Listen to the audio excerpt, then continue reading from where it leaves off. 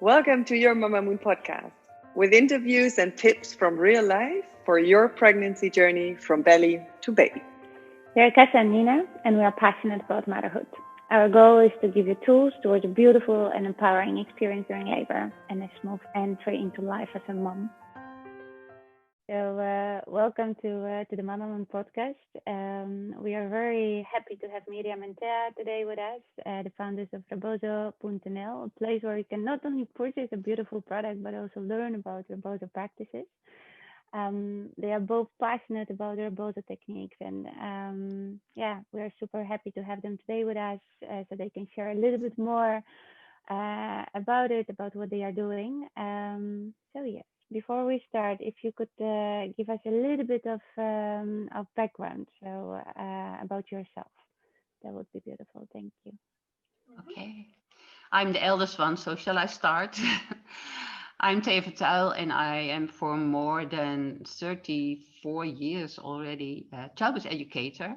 I give a preparation for birth for partners, for couples. And so I was really involved in pregnancy, birth, and postpartum period for a long time. And the moment that I was invited to be part of the Midwifery Today conferences in Europe, I was there as a class monitor, as someone who helped over there. I met Nauli Finafer, Mexican midwife, and I learned from her about the rebozo. And later on, I also met Angelina Martinez, and it was very nice to see in different ways they both work, and so. And then somewhere in 2006, 2007, I was one of the people who were involved in the rebozo, in the doula training in the Netherlands. And then I started to do rebozo, to teach rebozo for the doulas. And then Mirjam will tell how we met, but from that moment, Mirjam and I are very excited about rebozo and do the things that we do now, like workshops. We wrote books and we did a lot of things with rebozo. So I leave something for you, Mirjam, to tell about. Yeah, thank you, Thea. I'm Mirjam, and I'm a childbirth educator as well. Not as long as Thea, but now for 19 years already. And I met Thea the first time as a teacher during this training to become a childbirth educator. And later on, I met her again. She was my teacher in the doula training in 2006. And at that moment, she introduced rebozo to me, and only a few things. And I started to work with it immediately with my doula clients, and I fell in love with the rebozo. So I came back to Thea and told her, oh, wow, this is so easy to do, so easy to adjust to all kinds of situations. And with my little knowledge, I could help a lot of women in different situations. This should know, everyone should know about rebozo. So let's write a book about it. If you don't, I will. And we decided to go together to Nauli to ask permission to write a book about it, because it's not our cultural knowledge. And but we thought we could translate it in a way for Europe. And luckily she said yes, and she worked together with us to write the book. So all the stuff would be okay, would be appropriate, and so we wouldn't write down any false information. Oh, beautiful. Brilliant. It's really good to have you today. Super exciting. We're going to dive into the rebozo techniques a little later, but you know that when we started Mamamoon, we always said we want to cover the entire journey from belly to baby and even beyond, and really help parents during pregnancy, during labor, birth, and then also that transformation into parenthood. And that's one reason that we're really excited to have you here, because Rebozo is such an amazing technique that can be helpful throughout the entire journey, right? It's not only one aspect of that Rebozo is helpful, but we're already throwing the word out there, Rebozo, for a few minutes, and I'm not even sure everybody knows what it actually is. So can you maybe start from the start and just very briefly tell us what is Rebozo? Okay. Yeah, a rebozo is a kind of scarf or a shawl. It comes from Mexico. Mexican women all have those scarves or shawls. Rebozo. Rebozo is a real Mexican word. It comes from Spain, but it is a real Mexican issue, a very traditional thing that women have, and they can use it for everything. They can carry children in it, but they can carry everything in it. They can carry things on their heads, but they can also use it as a garment to wear to look beautiful, because they are very colorful. But they can also use it as a blanket when they want to take a nap. And the Mexican midwives use it for a lot of things, like we call it rebozo massage, but it is a little bit more like using the rebozo to help pregnant and birthing women to relax, to ease the pain, and to help them in a good position. Yeah. And maybe I have one here.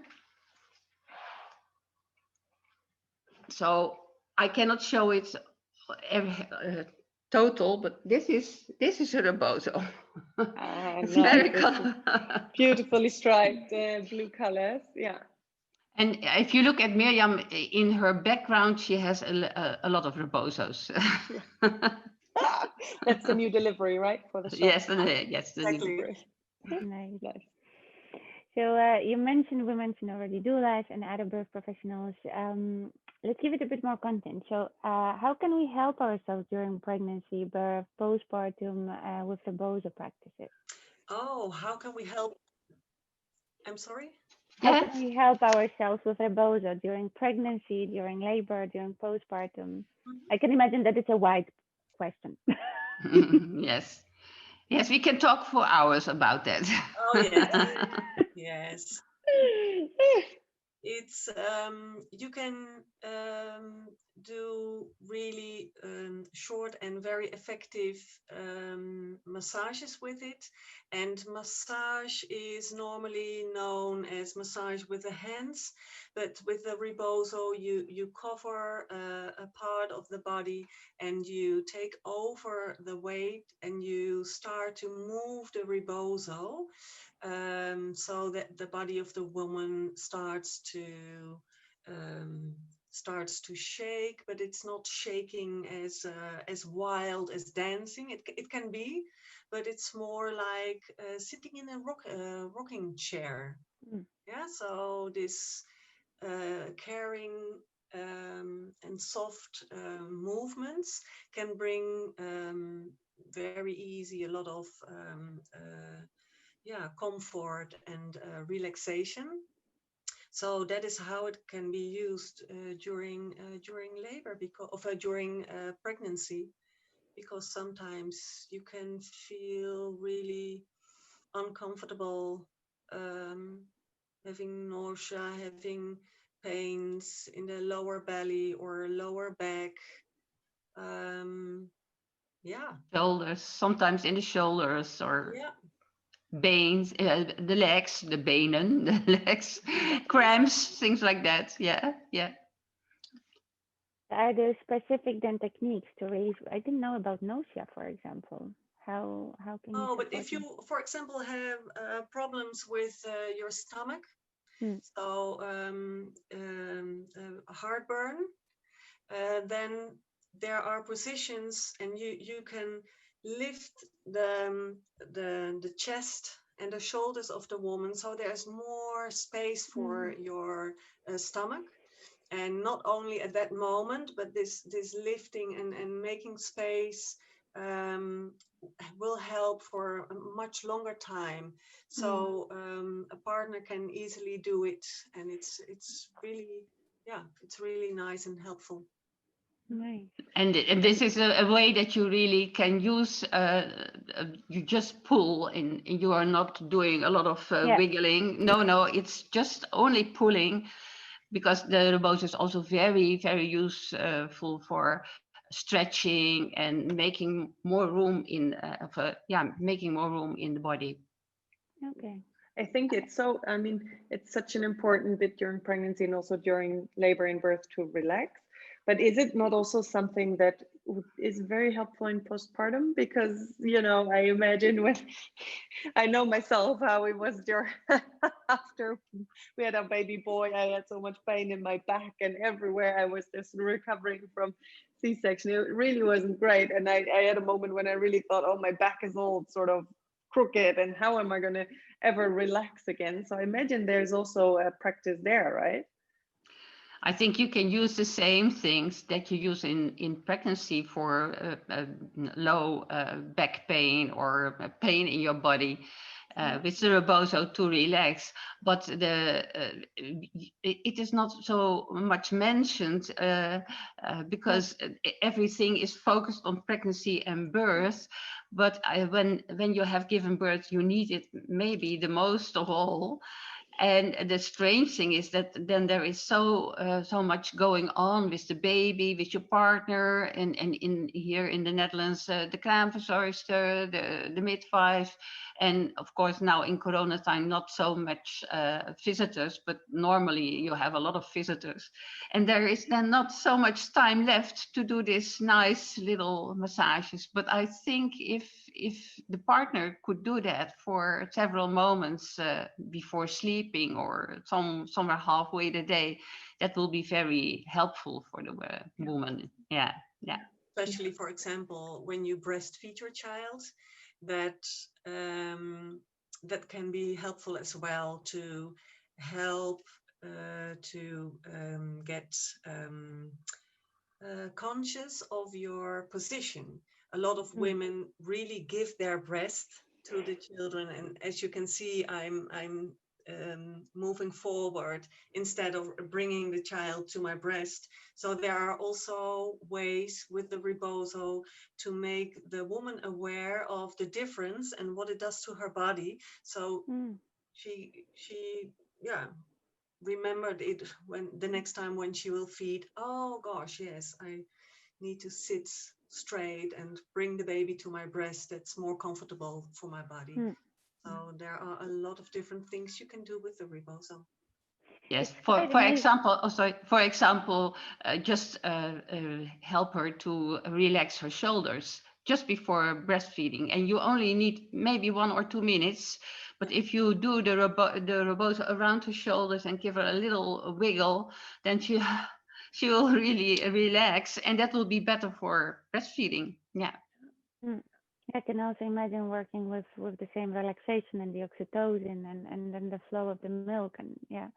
But it's you already mentioned so many things, because we so usually when we come across rebozo, so it's still, it's still, I think I still, in my classes, whether it's in yoga or in hypnobirthing, I often mention rebozo, and then people ask, so what is rebozo?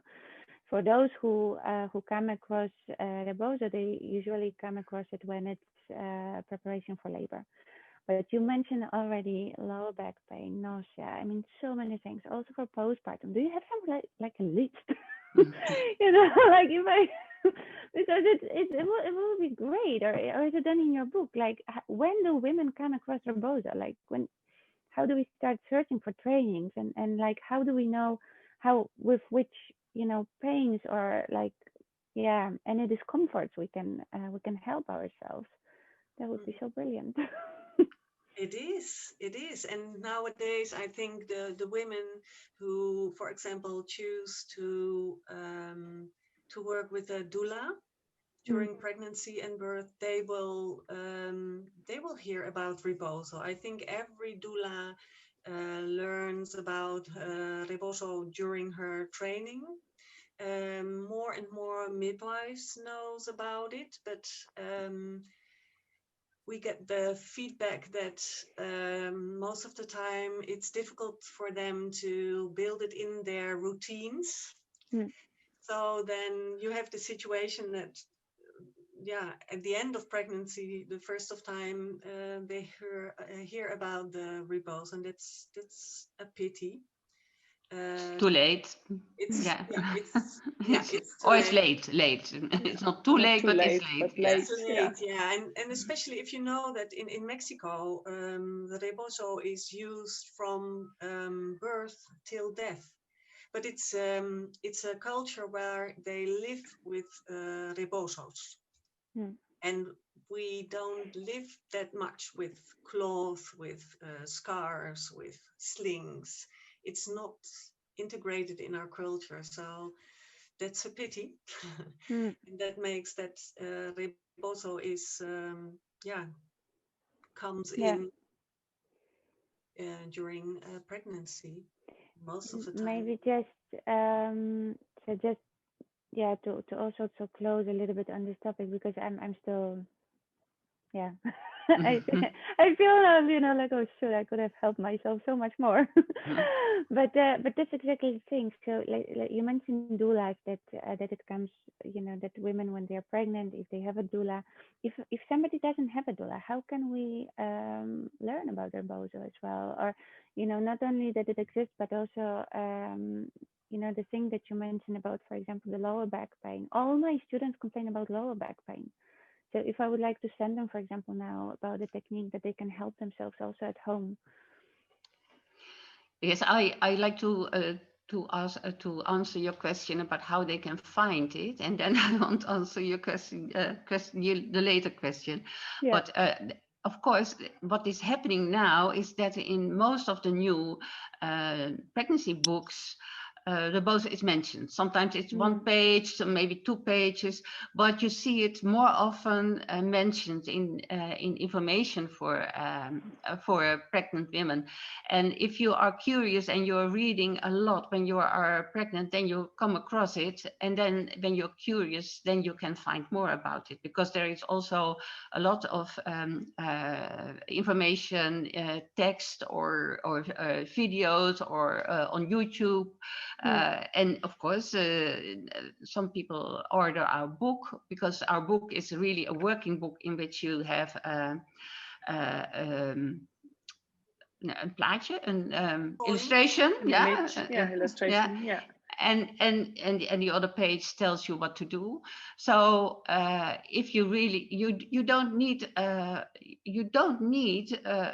always a training. You can also use the book and try to do it yourself anyway. It will always be helpful a little bit, but of course training gives you a little bit more confidence to use it, and gives you more feeling what you have to think about in positions and in movements and things like that. And your own position is also very important. So so that, and in the book you find so many positions and so many ways that you can use the Rebozo, that it brings you to ideas. And if you are confident with it, then you start to play with it, and then you find more and more and more to do.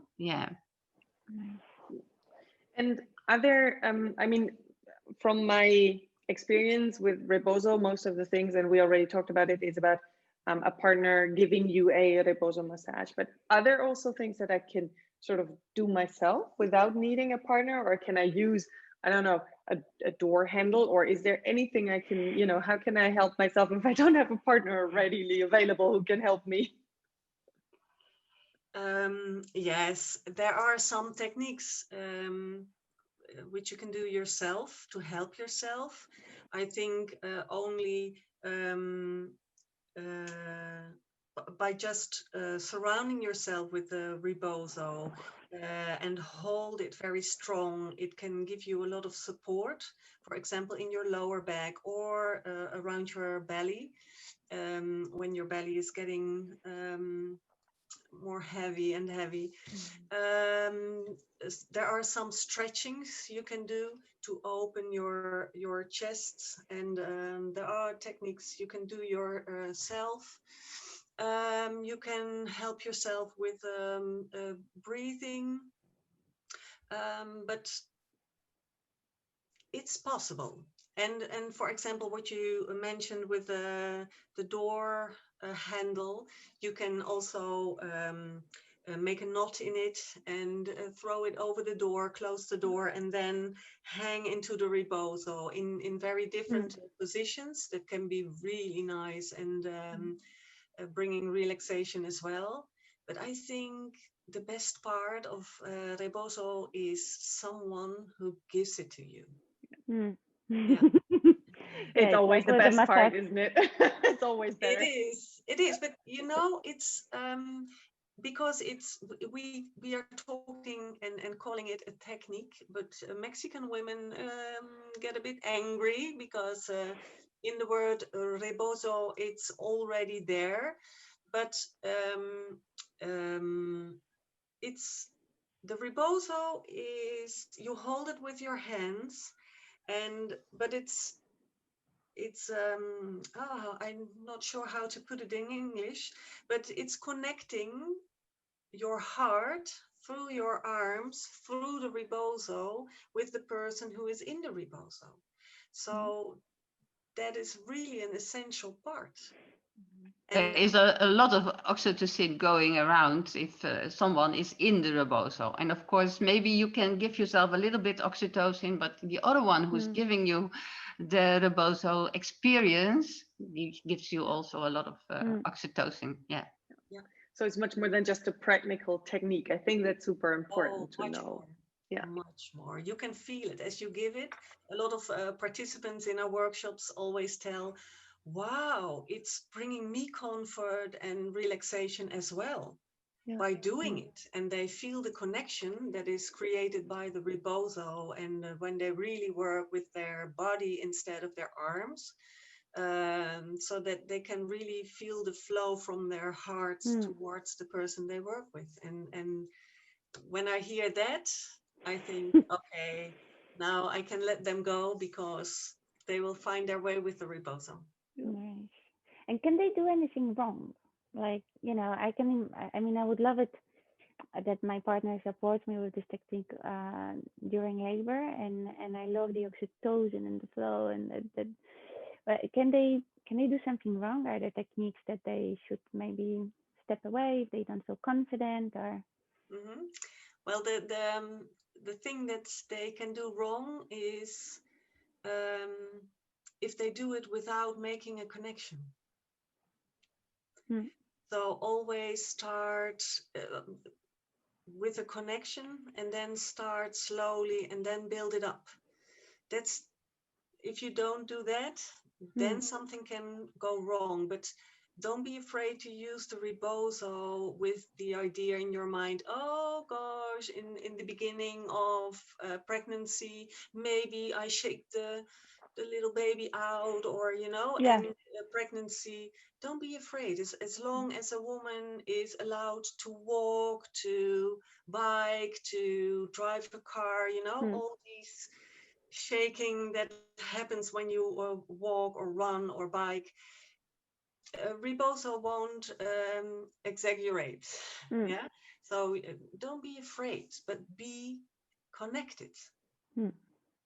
And of course, some partners, some men are really very excited about it, and they really want to do it in their way, and they can do it very quick and fast or wild. And of course, that you have to do it a little bit slow and easy. But the moments that I see partners using the rebozo after a little instructions, they are really so careful and so nice and so. And I wonder how they can really find the good rhythm. It's seldom that I find a man who is really boo doing that. Yes. Right. Amazing. So now I'm totally sold on the rebozo. Where do I get one? Because the one you showed is so beautiful. So even if I'm not pregnant, I still think I should have one. to work on with my partner. Um, where do I get one, and what is important to look after, to look for when I get one? Yes, I think uh, the Mexican midwives use Mexican rebozos, and they are, you can find them everywhere on the internet. And we have chosen to import rebozos from Guatemala, from a little family weavery that is really happy with all the orders we place. And it is a rebozo that we choose. Mirjam was the one who really tried a lot of rebozos, and this is a rebozo that is made from cotton. It's it has several measures, and it is a rebozo that can give a lot of support and is easy to work with because it's not too thick. You don't have too much in your hands when you work with it. But I think Miriam can add a little bit more to this. She is the expert in finding this kind of rebozo. Yeah.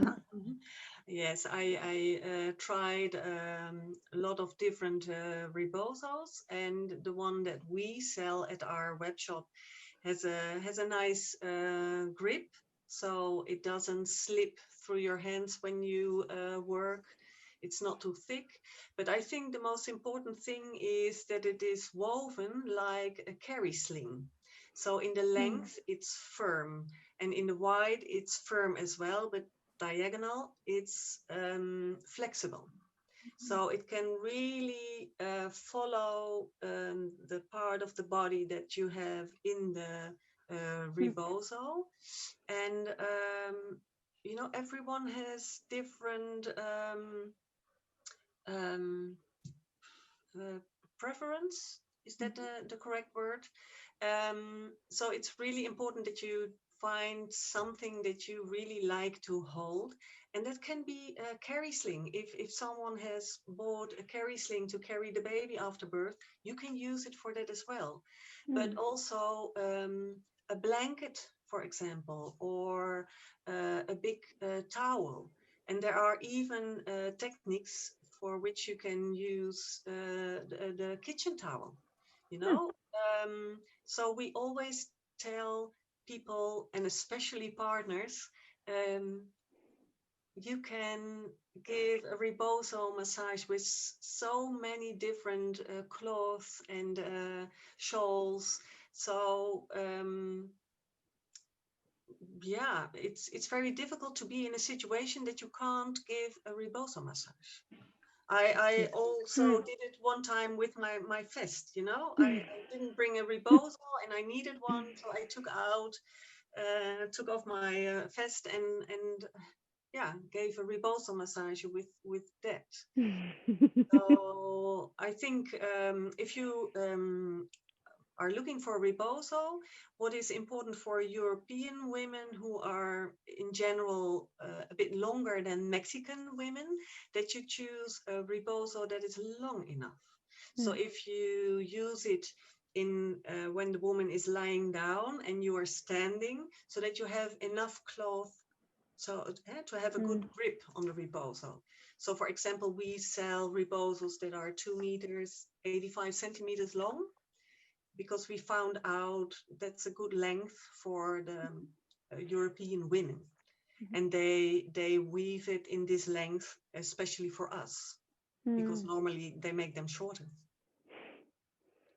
Nice. Yeah, we're Can pretty you use big it? people as well. Yeah. Yeah. Can you use it as Mexican. a wrap? Sorry. I will say Mexican women are much shorter than the European ones, so they have shorter rebozos. That's logical. Yeah. Yeah.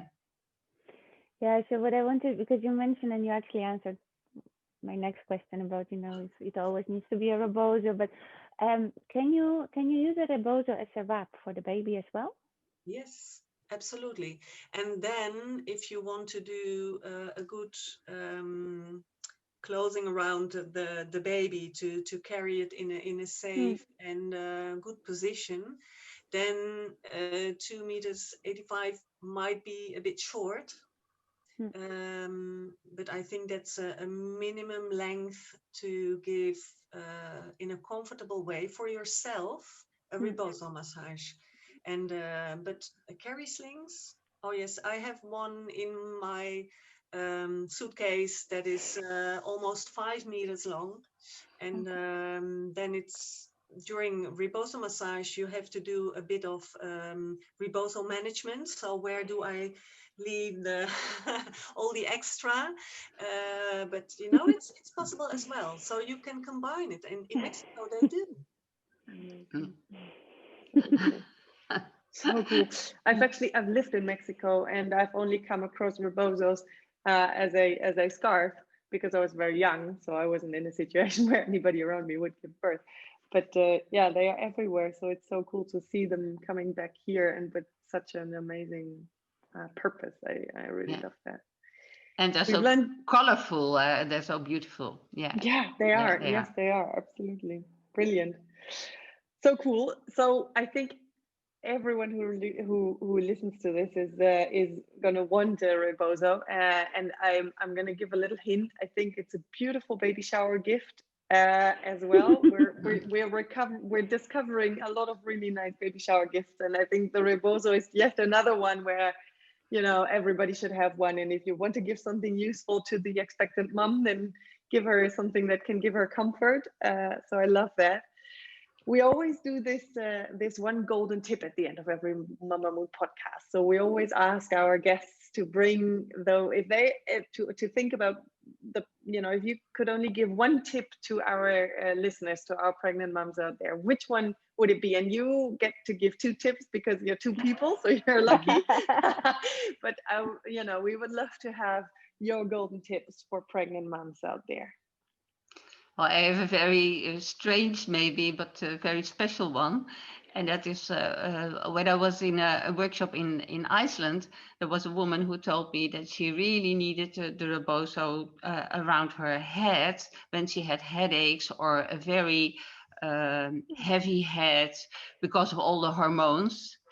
And there is also this story of a woman who was giving birth, and she really was walking around during labor naked, but she really had a rebozo strong around her head because she had the feeling that her head would explode because of the hormones. So that was a beautiful one. So you also use the rebozo as a strong thing around your head against a lot of headaches and hormone explosions. Yeah, brilliant. And if I would stick to your a tip, Thea, you can also use the rebozo to cover yourself. So a lot of women has problems with all the input of information during labor. They are so sensitive for light and voices, and so a lot of doulas, for example, put the rebozo over their doula client and come underneath the rebozo as well as a little tent, so it can be very safe. And also, for example, during the pushing stage, if women are pushing and had well a lot of bad experiences as a young woman, for example, and are very afraid to push, then it can also be a kind of a safe house. Yeah, beautiful. And I'm just thinking because in hypnobirthing we one of the most popular scripts is the rainbow relaxation. It looks like a rainbow as well. Yeah, So yeah. yeah, it's. I think it's easy to to think of a rainbow if you are surrounded with a rebozo. Exactly. Yeah. Beautiful. Yeah, and Beautiful. it Thank can you so much. also be a rainbow in the room. I like it as a doula. I worked as a doula as well. I always liked it when the couple needed to transfer to hospital, and the room in the hospital was transferred in their own nest, and a rebozo can be so helpful with that. A bit of color or cover things that you want to see as a woman in labor, and then it's also really nice too. Yeah. Amazing. We'll have a bit of a workshop around how to prepare your birth environment. So Kasia is going to give that workshop later on in the year, and it's so this is actually a really nice tip as well, right? Especially if you have to go to a hospital and you can't have your baby at home, which I think is the case in most countries outside of the Netherlands, really. Yeah. Yes, it is like that. Yeah, perfect. All right. Well, thanks so much, both of you. It was great to have you on board. Everybody out there, thanks so much for listening. We will make sure that we will put your details in the show notes, but maybe if people are interested in learning more about Rebozo, how can they reach you? Where can they contact you? Can you let us know? Of course, they can go to our website, and that's rebozo.nl. And of course, we also have a Facebook page, rebozo.nl. And on the Facebook page, you can also find a lot of pictures. So all kinds of positions and all kinds of ways to use the Rebozo you can find there. And of course, you can mail us. We have our email address like info.rebozo.nl. Rebozo at no, Mirjam, help. info@rebozo.nl. That's it. Yes.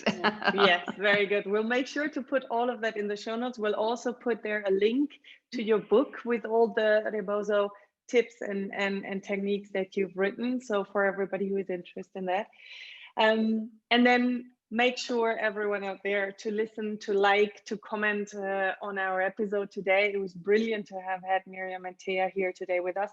Make also sure to share this episode with every expectant mama out there, because everybody needs to know a lot more about Rebozo and how to help themselves in all stages of your journey from belly to baby and into parenthood.